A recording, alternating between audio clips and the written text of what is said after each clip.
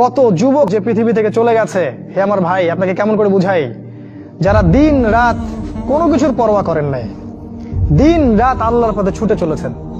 ওই খালিদ বিন ওয়ালিদ রাদিয়াল্লাহু আনহুকে দেখেন, তিনি মৃত্যু সজ্জায় বলেছিলেন যে আমি জাহাদতু কাযা ওয়া কাযা, আমি যে কতই না যুদ্ধ করেছি আল্লাহর পথে, আমার শরীরে এমন একটা দাগও নাই যেখানে মানে একটা জায়গাও বাকি নেই আমার শরীরের মধ্যে যেখানে কোনো তরবারির আঘাত নাই বা বর্ষার ছোঁয়া নাই। সেদিন তিনি মৃত্যু সজ্জায় বলছিলেন যে আজকে আমি আমার বিছানায় মারা যাচ্ছি, আমি যুদ্ধের মাঠে মারা যাওয়ার সৌভাগ্য আমার হলো না। ফালা নামাত আইনুল জুবালা, তিনি বলেছিলেন যে কাপুরুষদের দু চোখ যেন কখনো না ঘুমায়। ওই দেখো যুবক, তোমার আদর্শ। খুবাইব রাদিয়াল্লাহু আনহু, ইসলামের জন্য তাকে দায়ী করে পাঠানো হয়, রাজি নামক একটা জায়গায় কাফেররা তাকে ধরে ফেলে এবং তাকে শুল দণ্ড দিয়ে হত্যা করে। খুবাইব রাদিয়াল্লাহু আনহুকে যখন শুল দেওয়া হচ্ছিল, তিনি বলছিলেন, এই কবিতাটা ভালো করে পড়বা, রাহিকুল মাকতুম বই আছে, লাস্তু উবালিহি না উক্তালু মুসলিমান।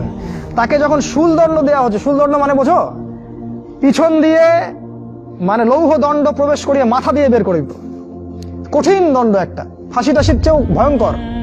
এই শুল দণ্ড তাকে দেওয়া হচ্ছে এবং বলা হচ্ছে, তুমি কি চাও তোমাকে ছেড়ে দেই আর মুহাম্মাদকে তোমার জায়গায় শুলদণ্ড দেই? কাফেররা বলেছিল। আর এই যুবক বলেছিলেন যে আমার জীবনের বিনিময়ে নবীর একটা চুলের আঘাত পাক, সেটাও আমি চাই না। দোয়া করছে, আল্লাহ আমার মৃত্যুর সংবাদটা নবীকে পৌঁছে দিও। আল্লাহ পাক সেটা পৌঁছে দিলেন। রাসূল মদিনা থেকে খবর পেয়ে গেলেন যে খুবাইবকে হত্যা করা হয়েছে। তিনি তখন কবিতা আবৃত্তি করছিলেন যে লাস্তু উবালিহি না উক্তালু মুসলিমান, আমি কোনো পরোয়াই করি না যখন আমাকে মুসলিম হিসেবে হত্যা করা হচ্ছে। আলা আই জামিন কানা লিল্লাহি মাসরাই, আমাকে যেদিকেই পাশ ফেরানো হোক না কেন সেটা আল্লাহর জন্যই।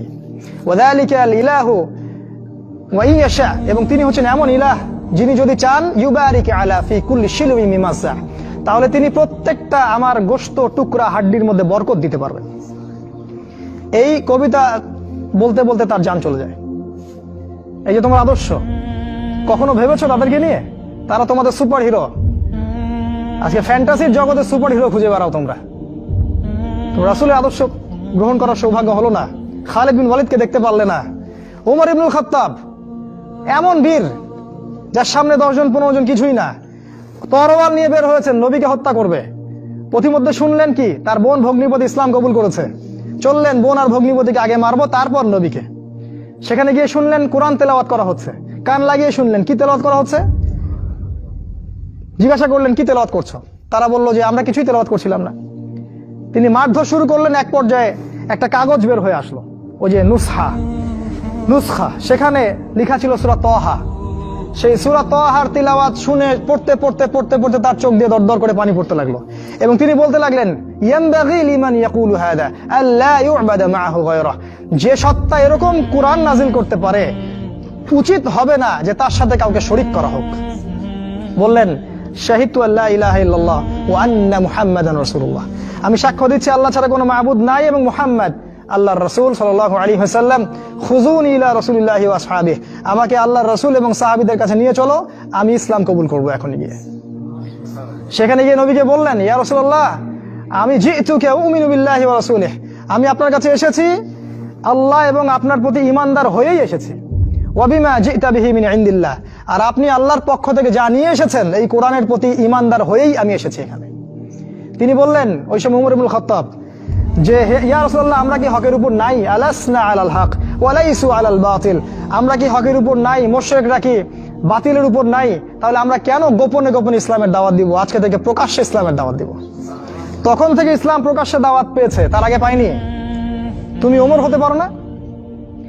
একটা ছেলেকে দেখলাম অনলাইনে, আমি তাকে চিনি না, অনলাইনে একটা স্ট্যাটাস দেখেছিলাম, খালি ইসলামের পক্ষে কিছু একটা বলার কারণে তার একটা বড় পথ চলে গেছে এবং সে স্ট্যাটাস দিয়েছে যে যদি একদিন বাঁচি সিংহের মতো বাঁচবো, তাও ধর্মকে আমি দলের কাছে বিক্রি করব না।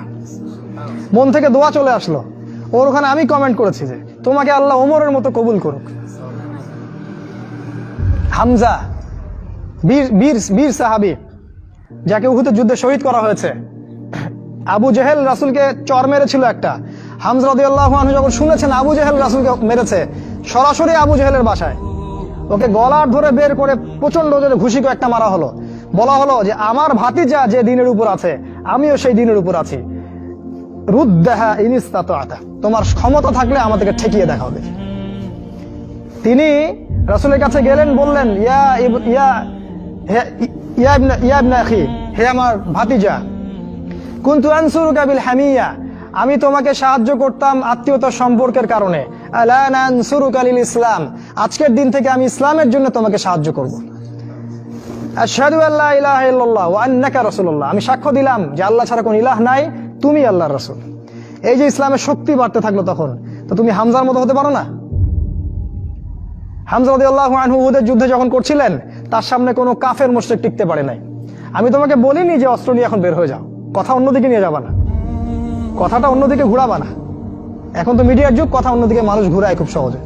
আমি বলেছি তোমার এই চেতনাটা নাই, তুমি হামজার মতো চেতনা ধারণ করতে পারো না, উমরের মতো চেতনা ধারণ করতে পারো না। অসংখ্য সাহাবী ছিলেন এরকম।